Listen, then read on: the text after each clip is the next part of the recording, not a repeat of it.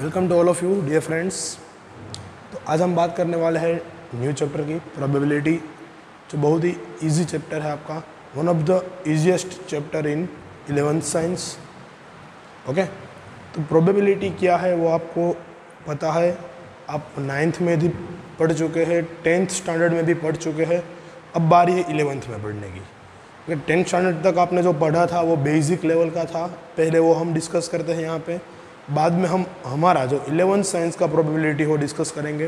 Probability है standard 12 में भी कंटिन्यू होता है, वो 11th स्टैंडर्ड में जहाँ पे हम रुकेंगे वहीं से 12th में स्टार्ट होगा।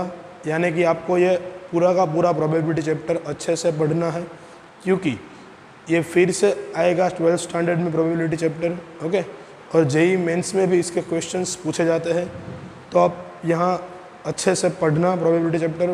पहले फर्स्ट ऑफ ऑल बात करते हैं प्रोबेबिलिटी हम किसको बोलते हैं।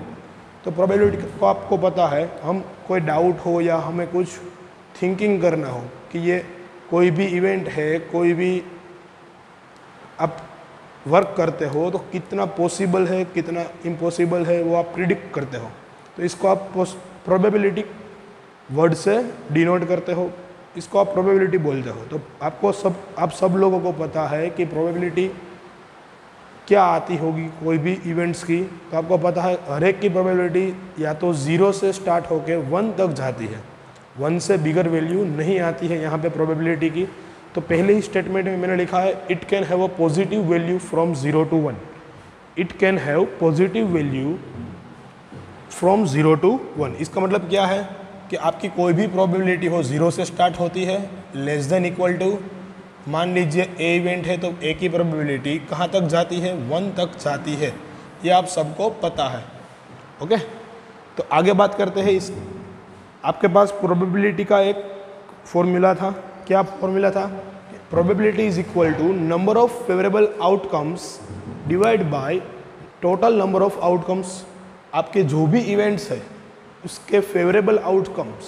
फेवरेबल आउटकम्स का मतलब क्या होता है? पहले तो आउटकम्स क्या होता है, तो जो भी आप इवेंट लेते हैं या तो कोई भी आप वर्क लेते हैं, तो उसमें जो वर्क पॉसिबल है उसके जो भी आपके प्रयास हो, जितने टाइम आपके प्रयास हो, आपको टोटल आउटकम्स से जाना जाता है यहाँ पे। और फेवरेबल आउटकम्स का क्या मतलब है?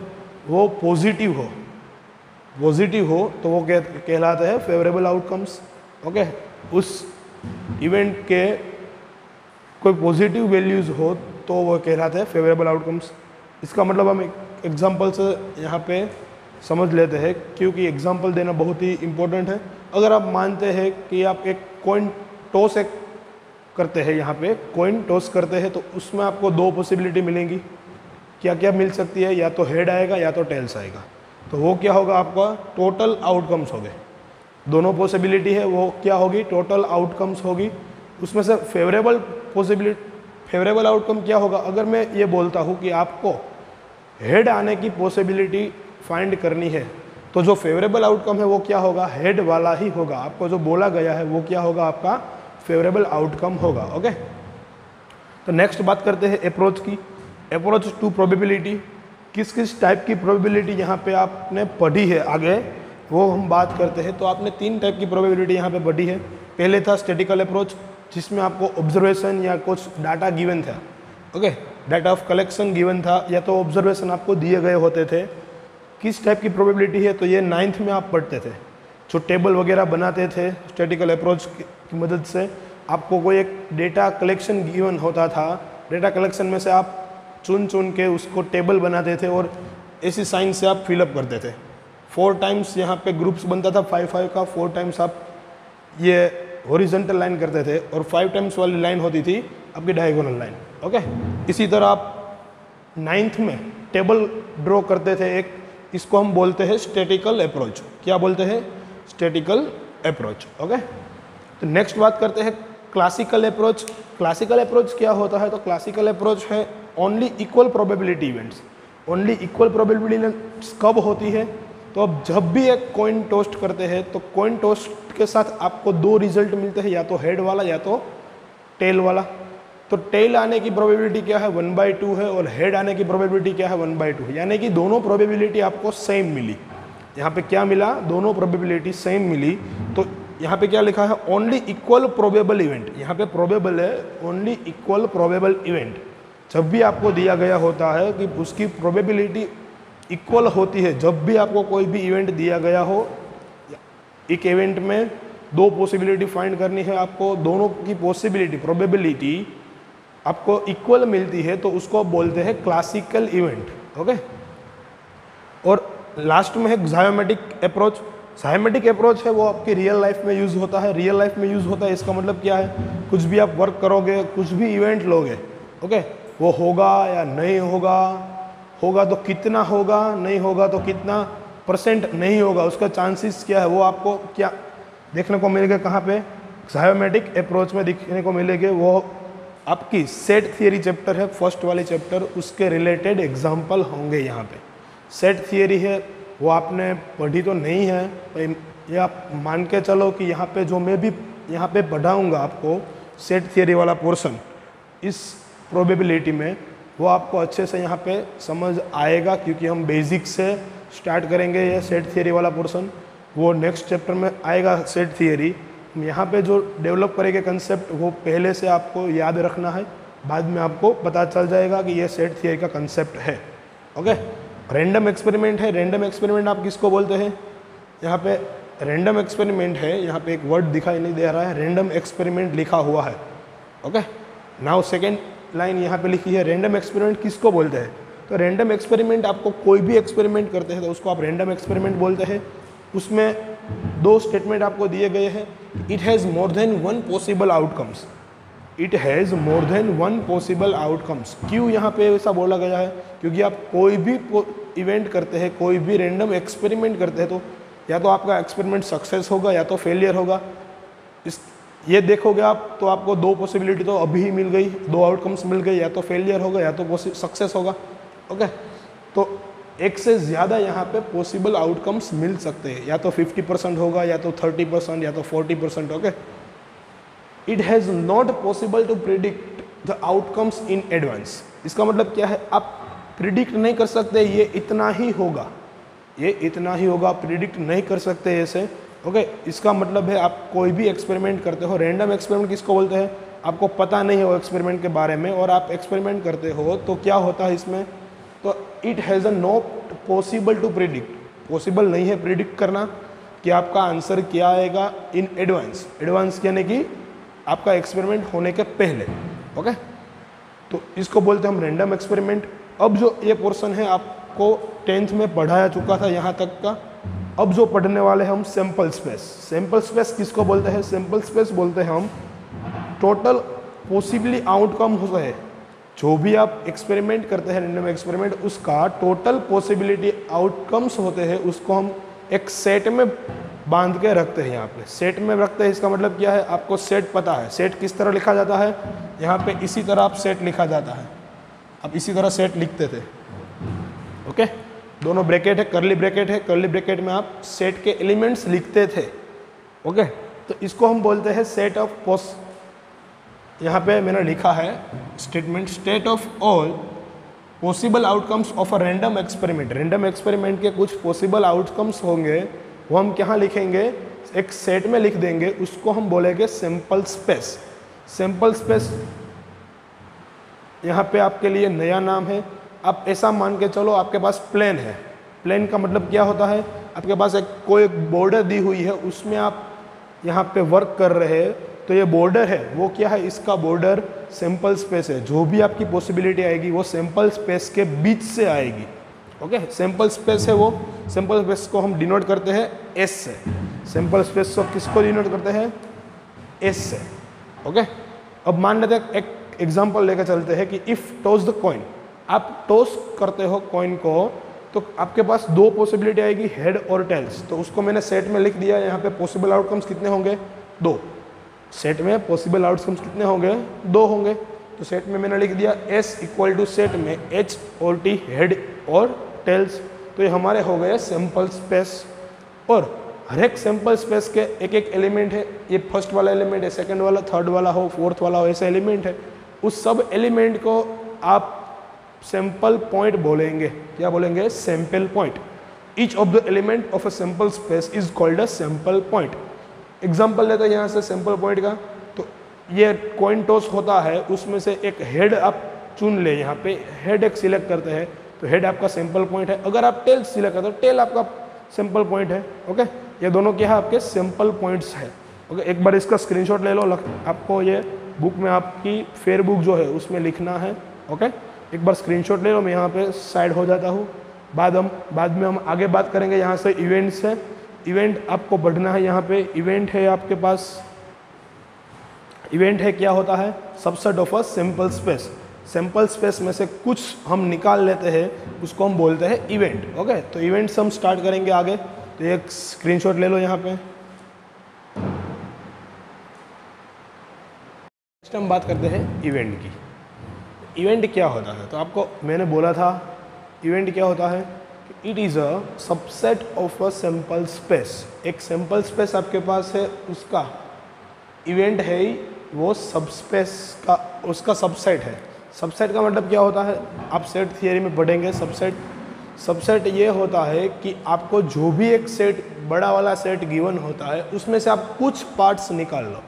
कुछ पार्ट्स निकालो, उसका मतलब क्या है, मैं मान देता हूँ चलो कि आपके पास नेचुरल नंबर का सेट है। नेचुरल नंबर का सेट है, नेचुरल नंबर का आप किसको बोलते हैं, 1 2 3 4। आपका जो इंटीग्रल पार्ट है, पॉजिटिव इंटीग्रल पार्ट्स जो नंबर्स आते हैं 1 2 3 4 अप टू सोन n तक जाते हैं, उसमें से ये मैं बोलता हूँ कि आप 1 से 10 डिजिट जो इंटीग्रल पार्ट है वो निकाल के एक सेट अलग से बनाओ। मैं मान लेता हूँ वो सेट का जो हमने डिनोट किया है वो नेम है A set, set A. Set A क्या बोलते हैं हम, 1 to 10 नंबर्स का सेट है, और आपके पास एक सैंपल स्पेस है n नेचुरल सेट का।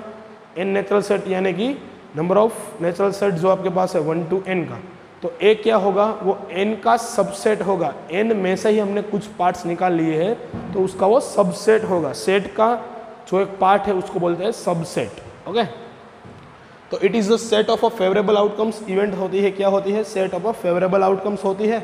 और it is a subset of a sample space, यानी कि ई सबसेट, ये सबसेट का सिंबल है। सबसेट का सिंबल कैसा आता है आपको यहाँ पे मैं दिखाता हूँ। इसको हम बोलते हैं सबसेट। ये आप यू का सिंबल करते हैं वो सबसेट होता है आपका। ये क्या है आपका सबसेट का सिंबल है। ओके, तो आगे बात करते हैं। इवेंट तो हमने पढ़ ली यहाँ पे, टाइप्स ऑफ इवेंट, किस किस टाइप की इवेंट होती है यहाँ पे। ओके, तो टाइप्स ऑफ इवेंट यहाँ पे आप स्टडी करोगे तो पहले तो इम्पॉसिबल और श्योर इवेंट, यानी कि इम्पॉसिबल और श्योर इवेंट के बारे में आपको पता होना चाहिए। इम्पॉसिबल इवेंट आप बोलते थे कि इम्पॉसिबल इवेंट जो भी है वो पॉसिबल नहीं होती, उसको आप इम्पॉसिबल इवेंट बोलते हो, तो उसकी पॉसिबिलिटी एवरी टाइम 0 ही आती है। आपने ऐसा पढ़ा हुआ है आगे। और श्योर इवेंट इसको बोलते थे आपकी उसकी पॉसिबिलिटी 1 ही आती है। आपने ऐसा पढ़ा था आगे 10th स्टैंडर्ड में, 9th स्टैंडर्ड में। ओके, तो आप ऐसे बोलते थे कि इम्पॉसिबल इवेंट की पॉसिबिलिटी 0 है, पॉसिबल इवेंट की पॉसिबल यानी कि श्योर इवेंट की पॉसिबिलिटी 1 है। ओके, तो यहाँ पे मैं इम्पॉसिबल इवेंट को डिनोट कैसे करूँगा, 5 से डिनोट करूँगा। 5 यानी कि नल सेट। एक इसका सिंबल है, नल सेट का सिंबल है। ओके, 5 सिंबल है वो नल सेट का सिंबल है। While the whole sample space, impossible event अगर होता है तो जो भी आपके पास सैंपल स्पेस बचा हुआ है, बचा हुआ यानी कि इम्पॉसिबल में तो कोई भी सैंपल पॉइंट आया नहीं है आपका, तो जो भी आपके पास सैंपल स्पेस में सैंपल पॉइंट बचे हुए हैं वो सैंपल स्पेस पूरा ही क्या होगा, श्योर इवेंट होगा। क्या होगा, श्योर इवेंट होगा। ओके, तो एक एग्जांपल इसका लेते हैं इम्पॉसिबल इवेंट का और श्योर इवेंट का। तो मान लेते हैं आप एक डाइस को रोल करते हैं, डाइस के आउटकम्स कितने होते हैं, टोटल पॉसिबल आउटकम्स 1 to 6 होते हैं। 1 2 3 4 5 और 6, क्योंकि उस पर 6 साइड होती है और 6 साइड पे हर एक नंबर यहाँ पे डिनोट होता है 1 to 6 तक का। तो उसमें से मैं इम्पॉसिबल इवेंट ऐसा बोलता हूँ कि impossible event is that the number is more than 6, getting the number is more than 6। तो 6 से बड़ा नंबर उसमें नहीं है, इसका मतलब वो इम्पॉसिबल इवेंट है। तो उसका पॉसिबिलिटी आप 0 बोलते थे 10th में। ओके, तो वो क्या है, इम्पॉसिबल इवेंट है। अगर मैं मान लूँ कि बाकी के सारे जो इवेंट्स है वो श्योर इवेंट है, तो क्या बोलना होगा मुझे श्योर इवेंट के बारे में, तो श्योर इवेंट इसको बोलते हैं, तो getting the number of less than और इक्वल टू 6, लेस देन और इक्वल टू 6, तो वो क्या हो गया हमारे श्योर इवेंट होंगे यहाँ पे। ओके, तो नेक्स्ट हम बात करते हैं श्योर इवेंट से आगे जाते हैं, सिंपल इवेंट है हमारे पास और एक है कंपाउंड इवेंट। सिंपल इवेंट को आप बोल सकते हैं एलिमेंट्री इवेंट, याद रखना नाम, दूसरा नाम है एलिमेंट्री इवेंट, यहाँ पे मैंने डिनोट किया है बाद में। ओके, एलिमेंट्री इवेंट नाम है। सिंपल इवेंट किसको बोलते हैं आप? सिंपल इवेंट इसको बोलते हैं जिस आपके पास एक सैंपल स्पेस होगा बड़ा वाला, उसमें से कोई भी पॉसिबल इवेंट्स लेते हो आप, तो पॉसिबल इवेंट कितनी हो? Only one, only one. क्या लिखा है मैंने यहाँ पे? If an event E has only one sample point, only one sample point of a sample space is called a sample, is called a sample और elementary event. Okay, इसको क्या बोलते हैं आप? सिंपल और एलिमेंट्री इवेंट बोलते हैं। In a sample space containing n distinct, आपके पास एक सैंपल स्पेस हो, उसमें मान लेते हैं कि बहुत ज़्यादा आपके पास सैंपल पॉइंट है। ओके, सैंपल पॉइंट आपके पास ज़्यादा है तो हम मान लेते हैं कि एन सैंपल पॉइंट आपके पास डिस्टिंक्ट होंगे, क्योंकि जो सेट आपको दिया गया है उसमें कोई रिपीटेशन नहीं आता है, आपको पता है ऑलरेडी। तो सेट में रिपीटेशन नहीं है यहाँ पे, यानी कि एन डिस्टिंक्ट एलिमेंट आपको दिए गए हैं। तो there are exactly n sample event, आपके पास क्या दी गई है? एन सिंपल इवेंट्स दी गई है, ऐसा मान को आपके चलना है। क्योंकि आपको सिंपल इवेंट का मतलब क्या दिया गया है यहाँ पे कि आपके पास ओनली वन सिंपल इवेंट का जो सैंपल पॉइंट है वो पूरे सैंपल स्पेस है ओनली वन ही होगा। इसका मतलब आपके पास एन सिंपल पॉइंट दिए होंगे, यहाँ पे आपके पास सैंपल स्पेस में एन डिस्ट्रिक्ट एलिमेंट्स दिए होंगे, तो there are n simple events, ऐसा आप बोल सकते हैं। आप एग्जांपल ले ले एक सिंपल इवेंट का। सिंपल इवेंट किसको बोलते हैं? डाई रोल करता है और मैं मान लेता हूँ कि उस डाई पे गेटिंग हमको क्या मिलेगा कि भाई गेटिंग एक साइड पे हमको 4 नंबर मिलेगा, तो वो एक ही मिलेगा ना 4, दो सेट तो 4 लिखे नहीं होंगे उसमें, तो उसको क्या बोलते हैं हम? सिंपल इवेंट बोलते हैं। Could be the event of getting 4। आप अगर डाइज रोल करते हैं, अगर हम मान लेते हैं 5, तो 5 एक सिंपल इवेंट, अगर मान लेते हैं 6 तो वो सिंपल इवेंट है। ओके, कोई भी नंबर आप ओनली वन ही मानते हो, ओनली वन ही नंबर आप मानते हो, तो उसको सिंपल इवेंट बोला जाता है। और वन से ज़्यादा आता है तो उसको बोलते हैं हम कंपाउंड इवेंट। क्या बोलते हैं? Compound event. In the event has more than one sample space, sample point in a called, it is a called compound event. In a event has more than the one sample point, it is called compound event. एक से ज़्यादा आपके पास sample point हो, एक से ज़्यादा आपके पास सैंपल पॉइंट हो, तो वो क्या कहलाती है?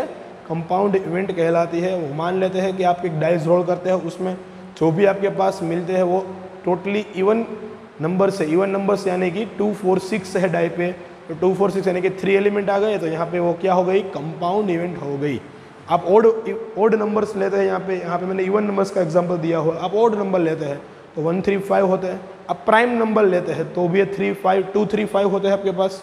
ओके, तो वो सब क्या होती है? कंपाउंड इवेंट्स होती है। हम मोस्टली यहाँ पे कंपाउंड इवेंट का ही एग्जाम्पल सोल्व करेंगे, आपके बुक्स में भी वो भी दिया हुआ है, कंपाउंड इवेंट ही दी गई है हर टाइम्स।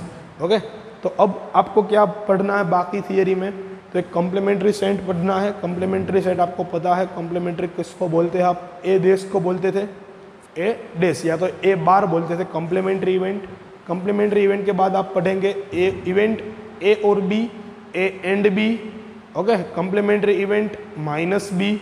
ऐसा आप 2-3 इवेंट वेन डायग्राम की मदद से यहाँ पे देखेंगे, क्योंकि वेन डायग्राम है वो एक्सप्रेस करने में पॉसिबल, यहाँ पे सेट थियरी में वेन डायग्राम हम बताते हैं क्योंकि वो एक्सप्रेस से बहुत ज़्यादा और इजीली हम कर सकते हैं, तो यहाँ पे हम यूज़ करेंगे वेन डायग्राम का भी। ओके, तो दोनों हम यहाँ पे लेते हैं, वेन डायग्राम भी लेते हैं और आगे की जो थियरी है वो पोर्शन भी लेते हैं यहाँ पे। तो एक बार ये स्क्रीनशॉट फिर से ले लो।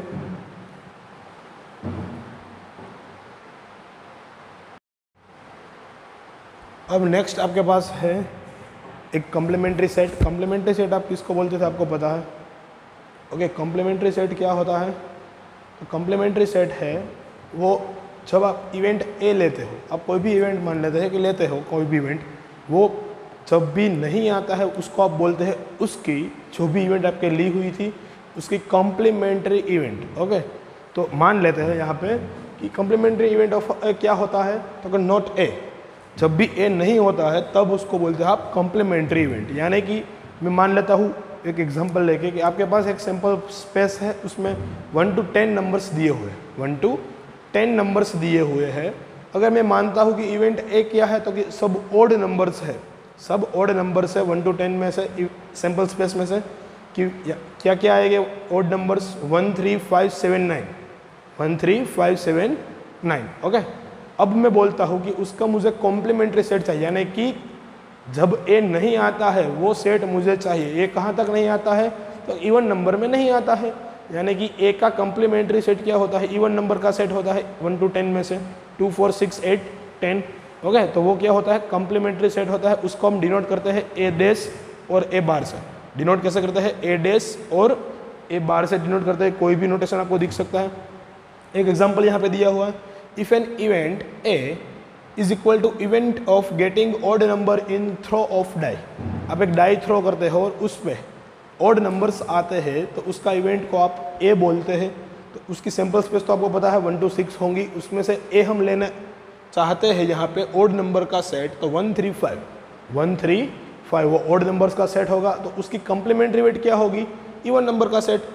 Then its complementary event of A is a getting even number in the throw of dice 2 4 6 से क्या होगा, कॉम्प्लीमेंट्री सेट होगा, वो आपको पता है। ओके, आप 10th स्टैंडर्ड में पढ़ चुके हैं ऐसा कुछ।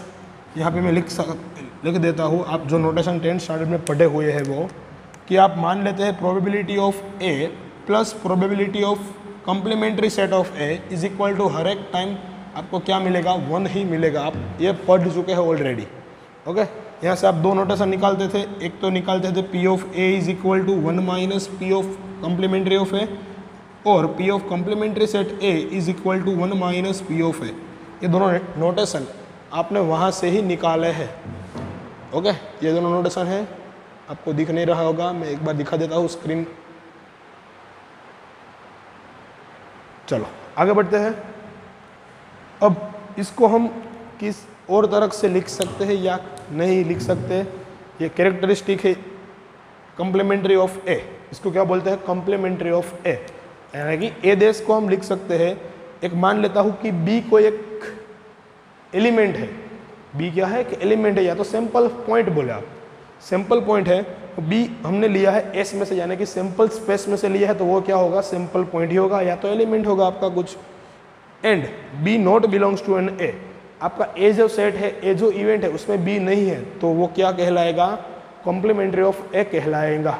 ओके, इसको और तरीके से भी लिख सकते हैं, एस माइनस ए। एस माइनस ए का मतलब क्या है, यहाँ पे आप अच्छे से समझ लेना, आपको ये सेट थियरी में पढ़ाया जाएगा।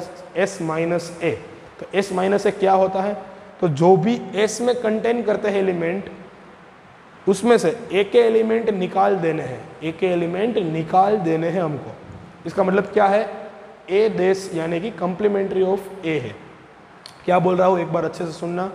जो भी आपके पास सैंपल स्पेस दिया हुआ है, सैंपल स्पेस में से जो भी हमने माइनस किया है, ए के एलिमेंट हमने क्या किया है, निकाल दिया है। तो ए के एलिमेंट को निकाल के जो भी एलिमेंट बचते हैं वो हम लिखते हैं एक सेट में, तो वो कहलाता है हमारा complementary of A, where S is sample space है आपके पास। ओके, तो नेक्स्ट बढ़ते हैं आगे। उसके पहले इसकी एक वेन डायग्राम हम ड्रॉ कर लेते हैं। यहाँ पे आप देखना, एक सैंपल स्पेस मान लेता हूँ मैंने आपको बोला था सैंपल स्पेस क्या होगा, कोई एक प्लेन सेक्शन होगा आपके पास, ये प्लेन सेक्शन है वो आपका सैंपल स्पेस है। इसके बाद इसके आगे आपकी कोई इवेंट जाने वाले नहीं है, वो इवेंट जो होगी वो इसी दायरे में होगी आपकी। ओके, जो मैंने यहाँ पे प्लेन सेक्शन ड्रॉ किया हो उसके ही अंदर आपकी इवेंट होगी।